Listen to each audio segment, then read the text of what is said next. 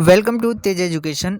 अब आप अनअकैडमी पर मेरी क्लासेस ले सकते हैं और मेरी अनअकैडमी पर सभी क्लासेस निःशुल्क हैं। केवल आप अनअकैडमी ऐप डाउनलोड करें, जहां पर आपको भाई सर्च करना होगा मेरा नाम विकास सिंह धाकर और आप मेरी सभी क्लासेस निःशुल्क ले पाएंगे।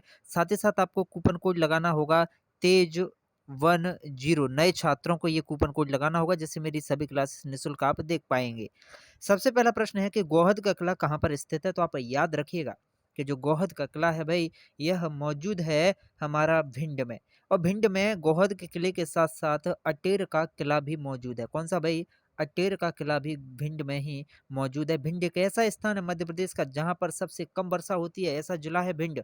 और भिंड के किसमें भाई? भिंड का गोहद जो है, यहाँ पर सबसे कम वर्षा वाला स्थान है गोहद।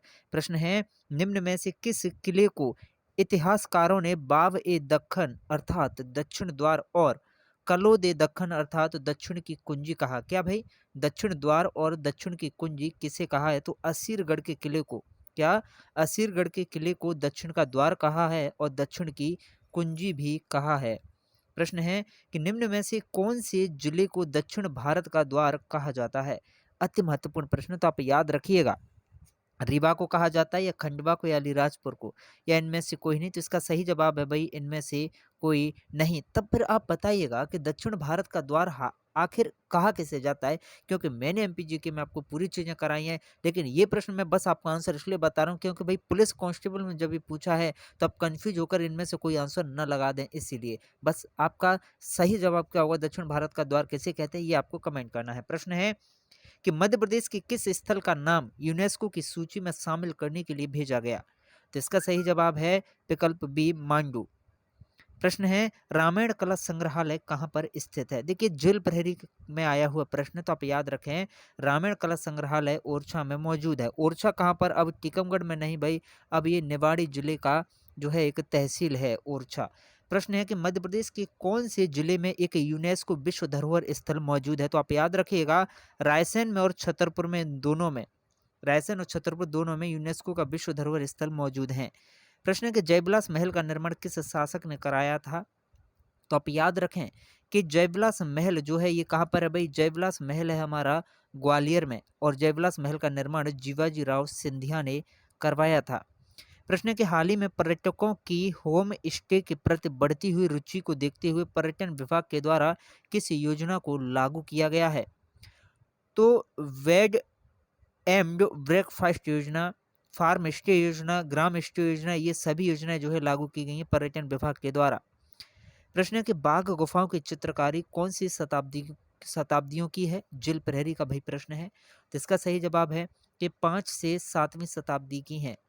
प्रश्न है, बीर महल कहाँ मौजूद है? तो आप याद रखिएगा कि बीर महल मौजूद है हमारा दतिया में। शाही किला कहाँ पर स्थित है? तो शाही किला है बुरहानपुर में। दोनों जेल प्रहरी के प्रश्न है।